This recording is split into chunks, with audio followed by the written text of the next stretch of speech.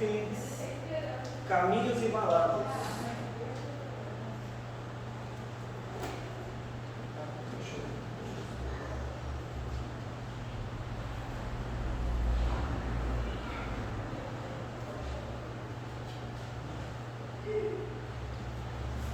Vamos abrir a Bíblia em Marcos 16, verso 15.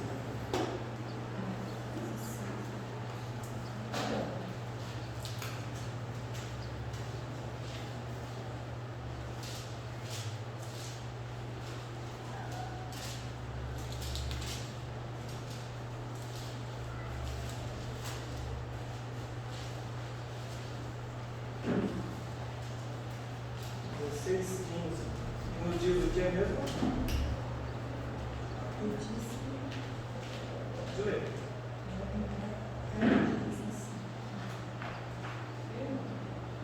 Ele disse-lhes: ide por toda criatura. Ele disse-lhes: ide por todo mundo, pregai o evangelho a toda criatura. Muito bem, então, disse-lhes: ide por todo mundo, pregai o evangelho a toda criatura. A toda criatura realmente é algo bem amplo, né? Muito amplo. O próximo texto, ó, em Apocalipse 14:6, diz ali, ó, para proclamar aos que habitam sobre a terra e a toda nação, e tribo, língua e povo. Então, realmente abrange tudo, né? Todas as pessoas, abrange também todos os lugares. Porque onde há lugar há pessoas, não é mesmo? Vamos lá. Próximo texto, Lucas 14:23. Respondeu o Senhor ao servo: sai pelos caminhos e valados e obriga-os a entrar, para que a minha casa se encha. Lucas 14:23. E daí, Ellen White, em Parábolas de Jesus, na página 226, ela fala isso aqui, ó, sobre Lucas 14:23. Cristo apontou aqui, nesse verso, né, a obra do Evangelho fora dos limites do judaísmo, nos caminhos e valados do mundo. E a gente vai entender um pouquinho hoje o que são caminhos e valados. Por que tem essa expressão? Como é que nós aplica isso? Mas antes disso eu já vou trazer alguns dados para vocês, muito interessantes. A população mundial em 2011 era essa daí, 7 bilhões de habitantes, certo? No nosso planeta, isso em 2011. De membros adventistas em todo o mundo em 2011, 17 milhões e 500 mil. Assim, relativamente pouco comparado com a população, né, mundial. Mas isso nos dava uma proporção naquela época de um adventista para cada 400 pessoas. Um adventista para cada 400. Então, assim, é bem injusta essa proporção, né? Quem dera fosse 1 para 1, né? Mas, enfim, 1 para 400, em 2011. Agora, olha só, eu conferi hoje no site Wordômetro, que é um site em que tem os dados, informações, tanto com respeito aos gastos com saúde no mundo todo, gastos com uma série de coisas governamentais, enfim, dívidas e tantas outras coisas, o quanto de água é consumida no mundo, a cada dia tem lá todas as informações. E logicamente a população mundial hoje está em 7 bilhões 837 milhões de pessoas. Quase isso aqui, tá? Eu dei uma arredondada para facilitar. Então, está indo para 8 bilhões já. Não falta muito não.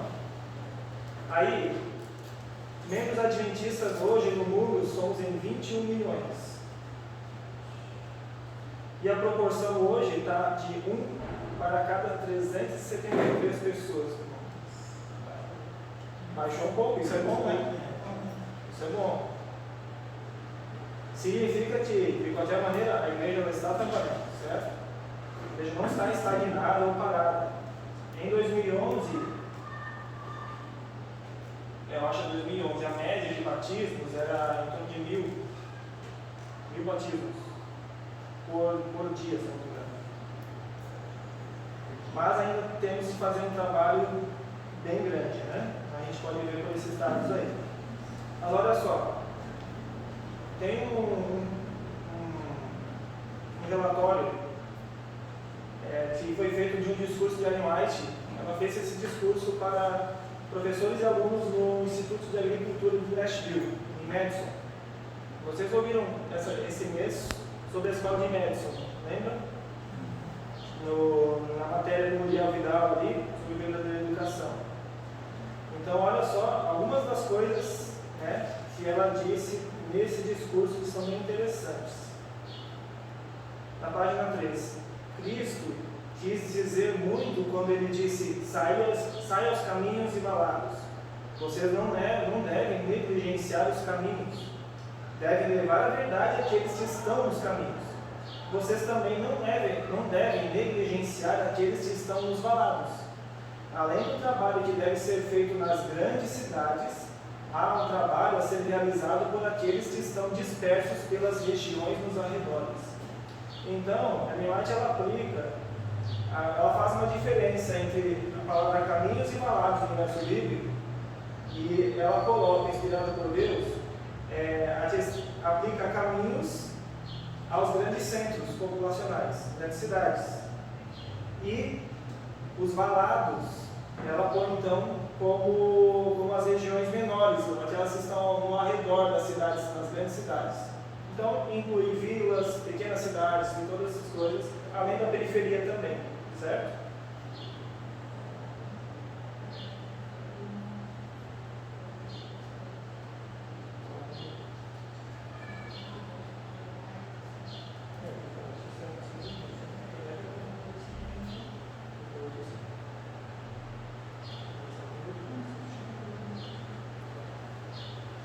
Enfim.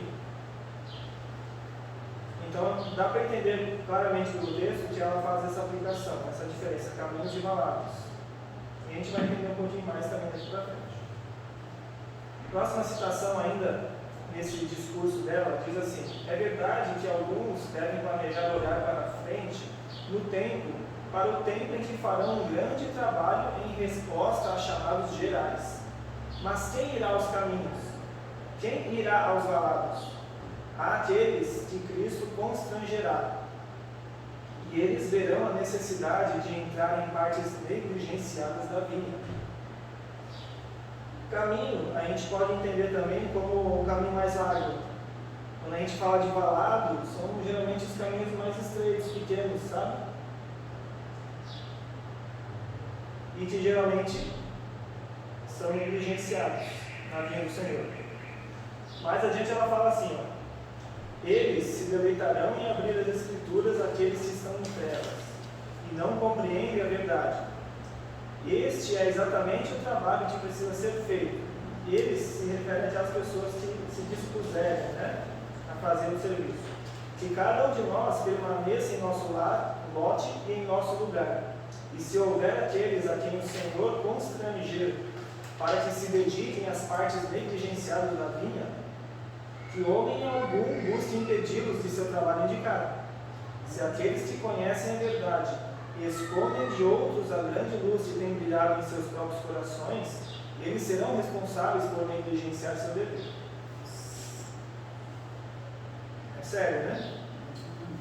Mas continua: há aqueles entre nós que estiveram na verdade por anos, que nunca viram nem sentiram a necessidade que existe de trabalhar nos caminhos falados. Todos esses devem buscar reconversão do coração e iluminação divina, para que possam discernir as necessidades de um mundo a perecer.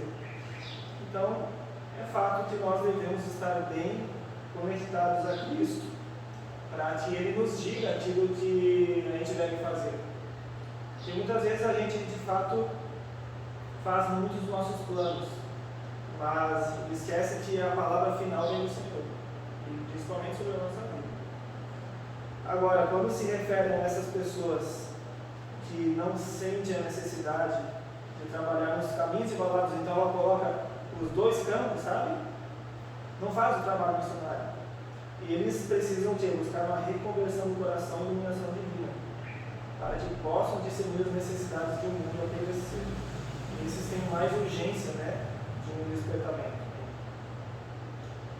Logo em seguida, a luz foi dada de que não devemos ter ansiedade especial para aglomerar demasiados interesses em um local, mas devemos procurar lugares em distritos isolados e trabalhar em novos lugares. As sementes da verdade devem ser semeadas em terrenos não cultivados. Os que entre nosso povo residem em grandes cidades obteriam preciosa experiência se, com a Bíblia nas mãos e seu coração suscetível às impressões do Espírito Santo, saíssem pelos caminhos e valados do mundo, transmitindo a mensagem que receberam. Livro Evangelismo, na página 50. Então, a tendência, e de fato o foco principal hoje em dia da igreja, está sim em trabalhar nos grandes centros, porque é onde tem a maior quantidade de pessoas. Só que, apesar desse estar sendo hoje em dia o foco principal da igreja, eu estou falando a nível de associação geral, de lá para cá, né?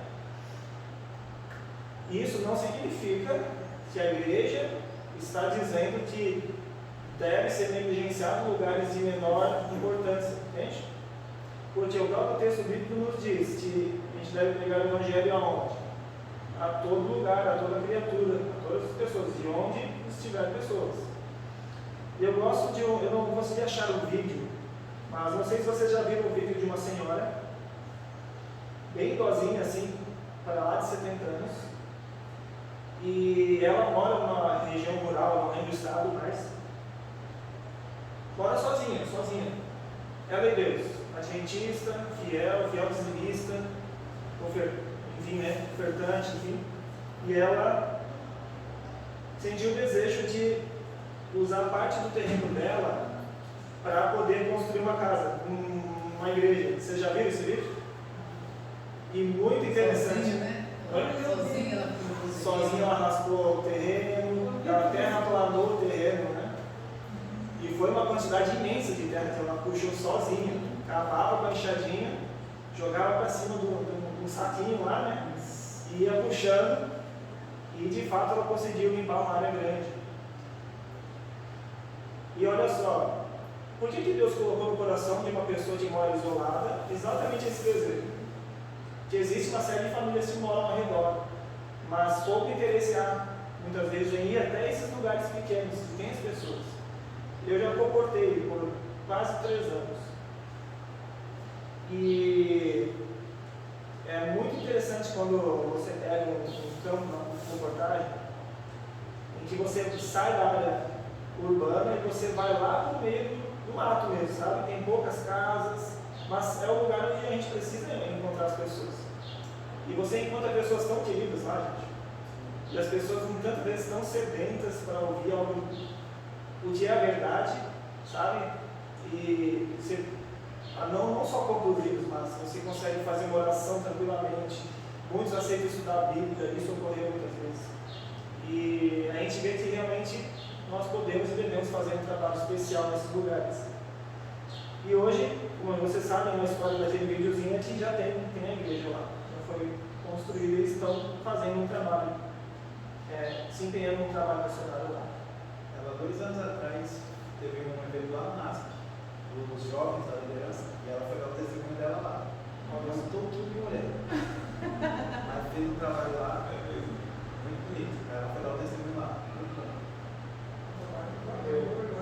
Eu imagino que quando eu vi aquilo assim, sabe, chegou a me doer assim, porque é um tapinha assim, sabe, na cara, assim, que imagina uma pessoa de mais de 70 anos fazer tudo aquilo, gente.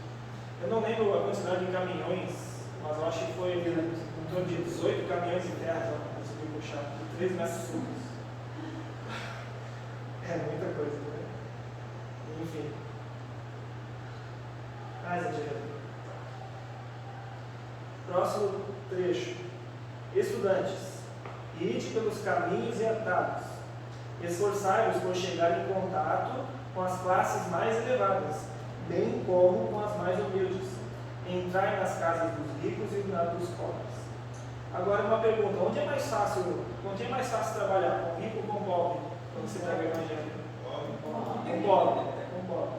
Porque geralmente os ricos eles têm, vamos dizer, um nível intelectual maior, mais conhecimento, já tem uma mente muitas vezes mais secularizada, envolvendo ateísmo, tantas outras coisas, e que a gente muitas vezes encontra barreira. Nós encontramos barreiras. E aí, essa classe dos mais ricos, muitas vezes também é negligenciada no trabalho missionário. Às vezes até por comodismo nosso. Se a gente se inteirasse mais em algumas coisas, a gente conseguiria chegar, né, até essas pessoas. Ou simplesmente mostrar uma conduta tão fiel que essas pessoas elas seriam levadas a pensar como eu já vi testemunhos, como é que essa pessoa é minha empregada há tantos anos, ganha tão pouco, mas ela tem um sorriso que mostra uma alegria de verdade, de coisa que eu não tenho. E isso foi um médico que falou. Eu lembro desse testemunho. E isso impressionou tanto, impressionou tanto na vida dele, a atitude da empregada dele, adventista, muito simplesinha, assim, muito simples a pessoa, sabe? Todos os modos simples assim, mas uma alegria, um sorriso bonito no rosto. E no fim das contas, esse homem se tornou adventista, ele pagou para construir a igreja. As primeiras conferências no barracão, não tinha cadeira bonitinha como a gente tem aqui. Era aqueles banquinhos feitos só com os 3 palanques e uma tabuinha pregada assim. E ele, o doutor, chegou lá, sentou nos banquinhos igual todo mundo e se entregou ao Senhor. Olha só. Aí depois construiu uma igreja lá e só bênção.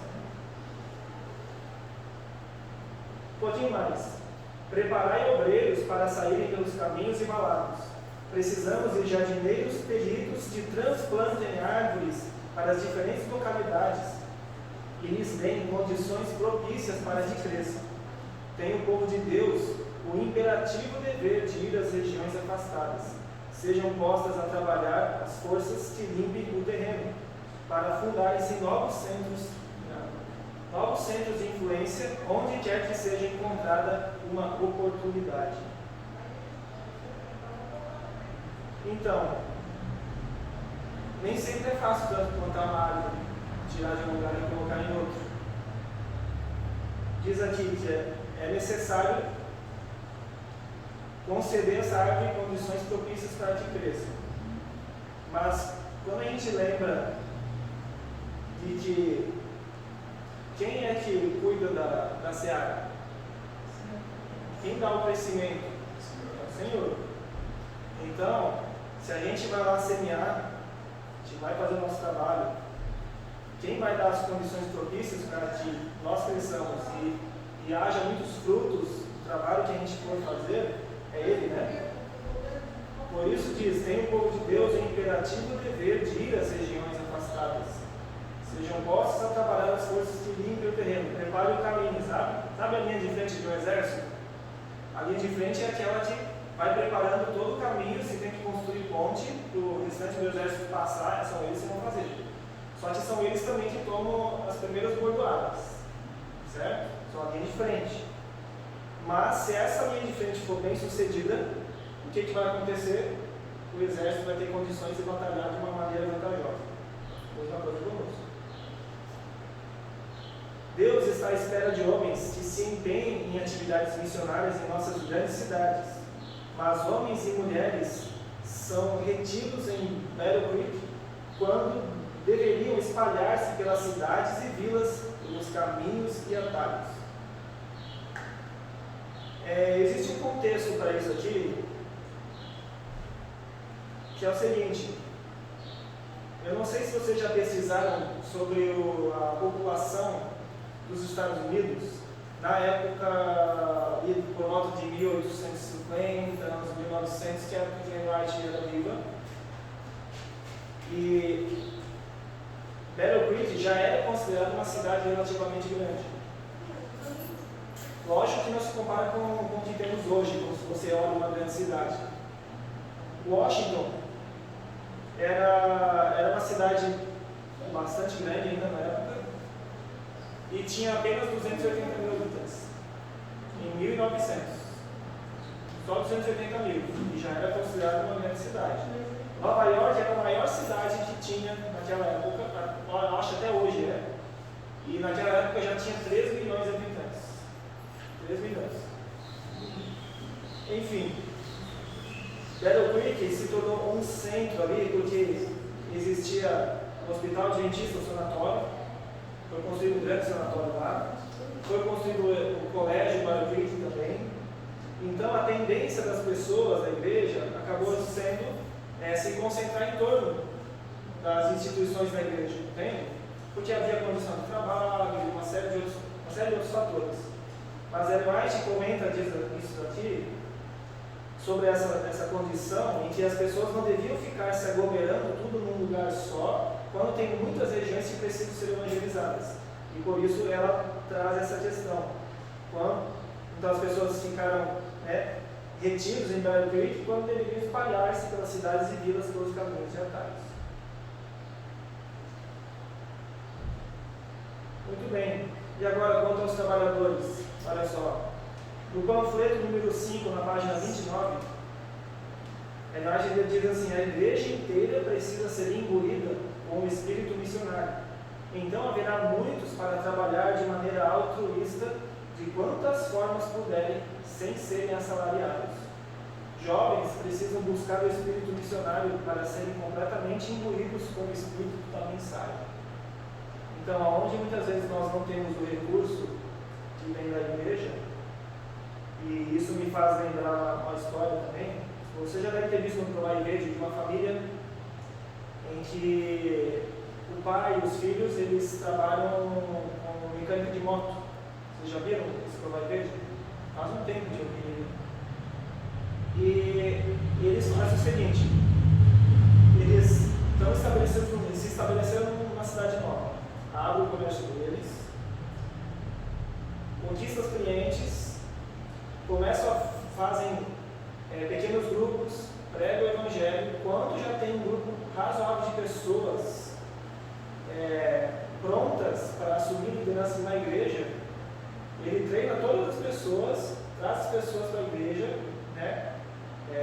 traz até o batismo, e quando a igreja já está bem estabelecida e bem organizada, eles decidem então entregar nas mãos de quem foi treinado, e eles vão para outra cidade, fecham a lojinha deles, abrem em outro lugar, e assim fazem. Já fizeram isso em muitos lugares, e já fundaram muitas igrejas dessa maneira. Então, muitas vezes é isso aqui mesmo que nós também poderíamos fazer, se Deus assim nos dirigir, nos conduzir. Lembremos sempre que, mesmo que a gente fique empolgado com histórias de missionários, se Deus não revelou, não tome o passo de sair afoito, cara. Porque tem muitas pessoas que saíram afoitas, querendo viver até mesmo a vida no campo, que é o que Deus pede, mas fizeram sem seguir os passos que Deus ordenou. E enfrentaram problemas e se tornaram uma vergonha. Entende? Agora, se a gente de fato entendeu que Deus está nos pedindo algo, façamos. Que aí sim a gente pode ter a plena certeza que vamos ter êxito. Jovens, ide aos lugares para onde fordes dirigidos pelo Espírito do Senhor. Trabalhai com vossas próprias mãos, ganhando o vosso sustento. E ao teres oportunidade, proclamai a mensagem de advertência. Mais um trecho. Estou feliz que nosso povo esteja estabelecido aqui em Madison. Estou feliz em conhecer esses trabalhadores que estão se oferecendo para ir a lugares diferentes. O trabalho de Deus é avançar firmemente. Sua verdade deve triunfar. Para cada crente devemos dizer: não deixe ninguém atrapalhar o caminho. Não diga: não temos condição de trabalhar em uma área pouco estabelecida, especialmente provendo o próprio sustento, quando há no mundo afora grandes campos onde podemos alcançar multidões. E que ninguém diga: não temos condição de sustentá-los, em um esforço para trabalhar nesses lugares isolados. O que não tem condições, vocês não têm condições de não trabalhar nesses lugares isolados, e se negligenciarem tais campos, virá o tempo em que desejarão ter-lhes a boiada. Então percebe? Geralmente o pensamento é concentrar tudo nos grandes centros. E devemos, de fato, fazer um grande trabalho nos grandes centros, porque a obra exige bastante. Mas os lugares isolados jamais devem ser esquecidos. Se Deus conduzir, vai fazer o trabalho. E não pensar que não há condições, né? Se diversas famílias se pudessem entender a situação, se mudassem para esses países, ou lugares, vamos colocar aqui, né? E se envolvessem em algum negócio em lugares onde poucos guardam o sábado e fizessem trabalho missionário pela causa de Cristo, eu sei que através de trabalho pessoal e mantendo uma influência constante sobre eles, esses poderiam fazer muito bem. Que o Senhor agite as mentes de muitos na América para se entregarem a essa obra. Eu tentei, por repetidas vezes, colocar a situação ao nosso povo em Battle Creek, mas ninguém responde. Triste isso, né? Por vezes sinto que eu nunca devo sair deste campo até que famílias da América se estabeleçam aqui como missionários, não ministros ordenados, mas trabalhadores em diferentes linhas. Então, onde não há um ministro ordenado que possa estar apoiando, nós podemos fazer uma grande diferença. Então dá para entender que ela não estava em Battle Creek, mas ela falava para o pessoal, buscava, né, despertar eles para a necessidade de saírem de lá e procurar em lugares isolados para pregar a palavra, porque precisava de ajuda. Então, o que a gente consegue entender hoje com essas pequenas citações? Não foram todas, né? Que os caminhos se referem aqui, então, aos grandes centros, onde nós estamos. E a gente não deve negligenciar nem mesmo os grandes centros, os caminhos, mas também não devemos negligenciar os valados, que são as pequenas localidades, ou aquela periferia mais distante, né, ou vilas e cidades pequenas. Porque lá tem muitas pessoas que realmente precisam. E não tem presença adventista em muitas delas. No estado de Minas Gerais, eu fico impressionado. Eu nunca vi tanta gente, tanto adventista, indo para um estado e iniciando projetos missionários como lá. Tem muitos projetos missionários lá. Coisa que eu não vejo, por exemplo, no meu estado, em Santa Catarina. No sul, raros são os projetos que tem lá. Deveria ter mais coisas. Escolas de treinamento, escolas missionárias, centros de vida saudável. E existe, às vezes, um projetinho bem pequeno aqui e outro lá, mas nada melhor estruturado. E em Minas, depois eu passei a ver a quantidade de pequenas cidades que tem lá, e que precisam, que não tem presença adventista, eu entendi por que tantas pessoas têm ido para lá. E tenho certeza que não é uma simples vontade das pessoas estarem lá, mas Deus está conduzindo muitas pessoas a estarem por lá, sabe? A partir de amanhã a gente vai ver um pouquinho mais sobre evangelismo sustentável, e a gente vai também aprender um pouquinho a respeito de que tipo de projetos a gente pode desenvolver em lugares afastados. Tá? Então vamos, mais uma vez, vamos ficar de pé para a gente encerrar um pouquinho mais cedo no aula de hoje. Filho de Deus, que nós vimos várias orientações, várias citações que nos mostram da necessidade de não negligenciar para o céu qualquer lugar que seja, quer seja grandes centros, ou pequenas vilas, pequenas cidades ou periferias. E queremos pedir, Senhor Deus, que nos ajude a enxergar a necessidade de outros lugares. Ajude-nos, Senhor Deus, como igreja, e especialmente de maneira individual, a ouvir a Tua voz, a entender a Tua vontade para nós, e se de fato estivermos chamando, Senhor Deus, para abrir mão de nosso conforto e nos dirigir